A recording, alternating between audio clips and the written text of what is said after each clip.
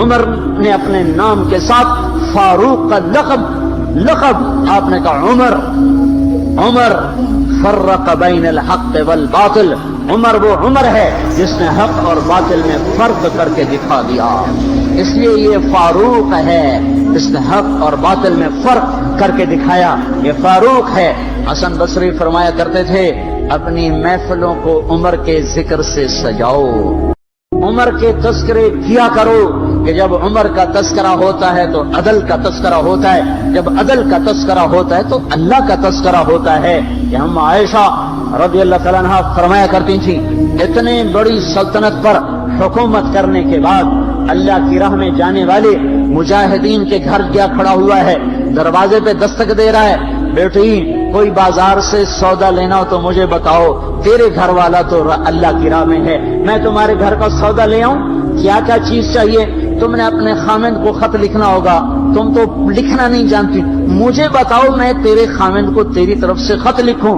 اما تیرا بیٹا اللہ کی راہ میں گیا ہوا ہے، مجھے بتا میں تیرے بیٹے کے نام تیری طرف سے خط لکھوں۔ اتنی بڑی جس کے سامنے قیصر اور کسریٰ زیر و زبر ہو گئے۔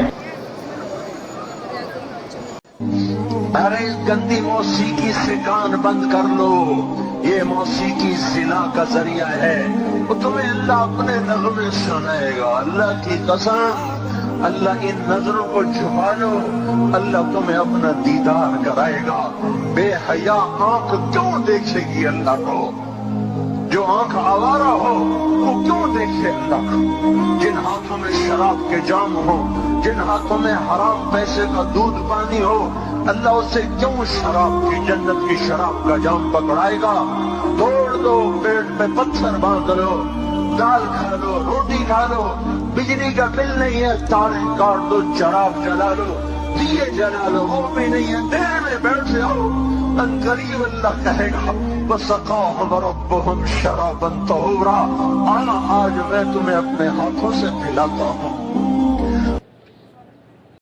مانگو صرف اللہ سے، اللہ سے، وہی ہے جو کہ مشکلات کو حل کرنے والا ہے، وہی ہے کہ رزق دینے والا ہے، وہی ہے جو مرض سے شفا دینے والا ہے۔ پکارو اسی کو، مانگو اسی سے۔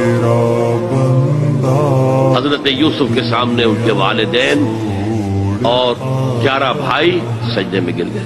بچپن میں خواب دیکھا تھا اور 40-50 سال بعد اس کی تعبیر بالفعل ایک اس واقعے کے طور پر سامنے آ گئی۔ سجدہ کرنا، جھکنا، سجدہ کرنا، یہ جائز تھا سجدہ تعظیم۔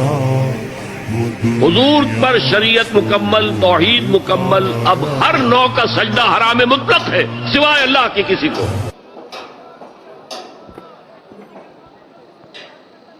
تمہارا رب کہتا ہے مجھے پکارو، مجھ سے مانگو، میں تمہیں دوں گا، تمہاری دعا سنوں گا، قبول کروں گا۔ اور جو بربنائے تکبر مجھ سے نہیں مانگتے وہ جہنم میں داخل ہوں گے ذلیل و خوار۔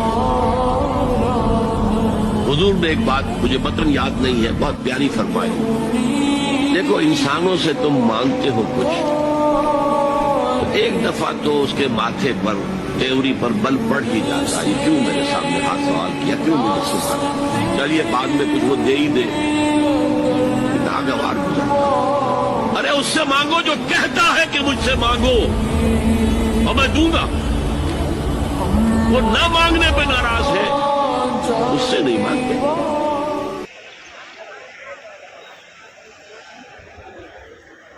حضور فرمانے لگے میں تمہیں ایک وظیفہ بتاتا ہوں، تم وہ پڑھو، امیر جتنی بھی نیکیاں کریں گے نا اللہ تمہیں ان کے برابر ثواب دے دے گا۔ لے لو نسخہ، یہ کرو کام۔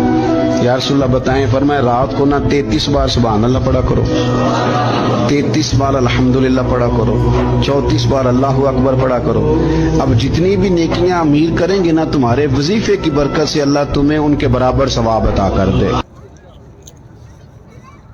جو پتھر کو ہیرا اور مٹی سے انسان بنا دیتا ہے، ذرے کو آفتاب، قطرے کو سمندر بنا دیتا ہے، جو ہر مسئلے کو آسان کر دیتا ہے، وہی ہماری پریشانی ختم کرے گا انشاءاللہ۔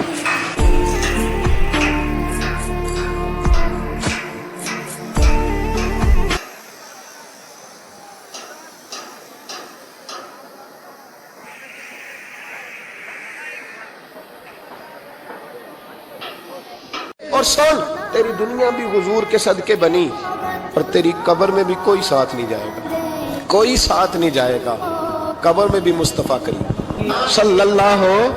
اور دیکھنا قبر کے اندر بھی کبھی کوئی گیا ہے، جب حضور ہی آ گئے